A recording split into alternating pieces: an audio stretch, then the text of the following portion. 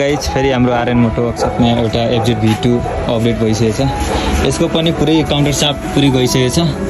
यो दाइ चाहिँ धेरै दिन टाढाबाट आउनुभयो टिकटकै हेरेर। उहाँ चाहिँ भन्नुभयो कि एकैचोटि सपोर्टै चेन्ज गर्छु भनेर। त्यो वेल्डिङ सोल्डिङ त्यो माल भरेर बनाउने चाहिँ सोच राख्नु भएन। एकैचोटि चेन्जै गर्ने, जेनुनै गर्ने, बनाउने, पुरै राम्रोसँग गर्ने भनेर सोच राख्नुभयो। ल दाइसँग सोधौँ कहाँबाट आउनुभयो? कहाँबाट आउनुभयो दाइ? सतुगल चन्द्रगिरीबाट। ए अनि के गरी कस्तो कन्ट्याक्ट भयो यता? टिकटकबाट देखियो, टिकटक भिडियोमा हेर्नुभयो हो? ए अनि के कस्तो हामीले खर्च बताएको, के कस्तो महँगो लाग्यो कि सस्तो लाग्यो कि ठिकै छ? अब हेरौँ बनाएपछि कतिको आउँदो रहेछ। अनि टिकटकमा पनि हेर्छन् त्यो अरूले त्यो माल भरेर बनाउने, त्योभन्दा कस्तो लाग्यो? यो बेटर लाग्यो कि त्यो माल भरेर वेल्डिङ गरेर बनाएको जुन कटिङ गरेर हुन्छ नि त्यो बेटर लाग्छ तपाईँले? बेटर त यही भइगयो नि, माल भरेर लगाएर त फेरि बिग्रन सक्छ, के हुनसक्छ, फेरि त्यस्तै समस्या आउन सक्छ।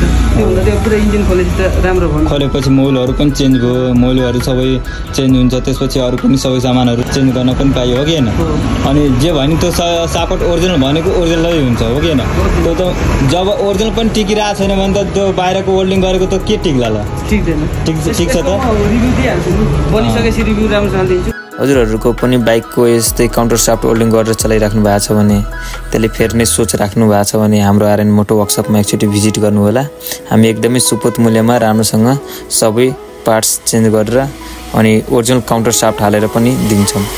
हजुरहरूको बाइकमा पनि केही प्रब्लम छ भने अथवा केही कुरो सोध्नु छ, केही कुरो सल्लाह लिनु छ भने टिकटकको बायोमा दिएछ नम्बर, त्यसमा कन्ट्याक्ट गर्दा हुन्छ डाइरेक्ट। हस्त, टेक केयर, बाई बाई। फेरि भेटौँला अर्को भिडियोमा।